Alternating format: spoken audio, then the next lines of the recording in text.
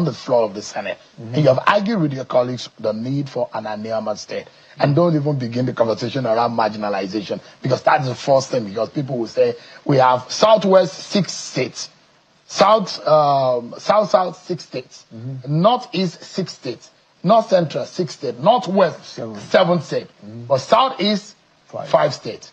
Is that part of the agenda to fix the Southeast that seems to be smaller in terms of the number of states, or what?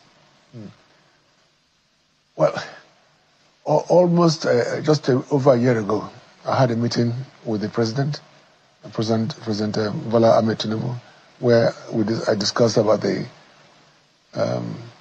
problems of Southeast, the insecurity in Southeast. You know, what do we do to address it?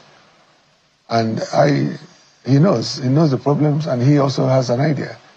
The whole idea is that there should be some level of equity extended to the Igbos of Southeast by having an additional state. It wasn't going to be an easy task, you know, to create one, but it is doable. And I'm happy that we have come this far. The point is this: even at that time, it was understood that the problems of Southeast, the agitations of the youths of Southeast, the killings there, the referring to the ESN groups and ESN and IPOB and the rest of them. These are young people who have come up to say that they are fighting for freedom because they are marginalized. And one of the areas that they've all spoken about and against is the fact that they are the only zone. Southeast is the only zone in Nigeria that has 5 states. Why is that? Why was it done intentionally to undermine them? Of course, yes. And from engaging those youths, it became so obvious that if a step is taken in creating one state, just one state, to bring it apart with 5 other zones, let's leave Northwest out of this now, at least bring it apart to the 4 other zones, then something would have been done for them. You know, yes, they are clamoring for different things, but I mean, not least, of course, the release of Nnamdi Kanu. They're asking for it. We know that that is something that has to be done. You know, you would just say Nnamdi Kanu to be released. Oh yes, yeah, of course. Why do you think so?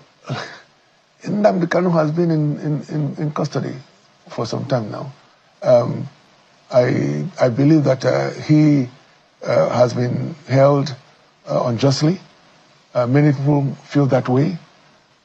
As a lawyer, do you think so? Oh yes, yes. That the judicial process is unjust? Yes, yeah, no, it has been. There's a lot of delays in prosecuting him and all that. If you want to get him tried and convicted, get on with it, you know. But this is a guy who has been held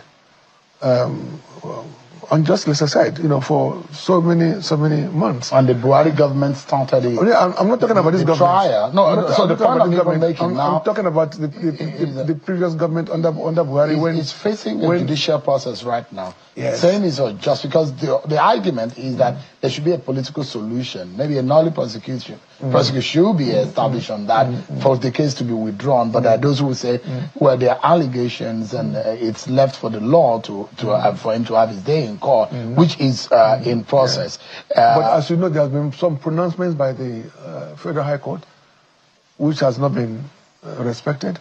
You know, so his incarceration is the main reason for the crisis in Southeast. But the crisis started before he was even arrested. No. The killings, the burning of police station, the killing of police officers and all whatnot. Well, look, the problem in Southeast is very different from what is in the Northeast or Northwest and all those areas.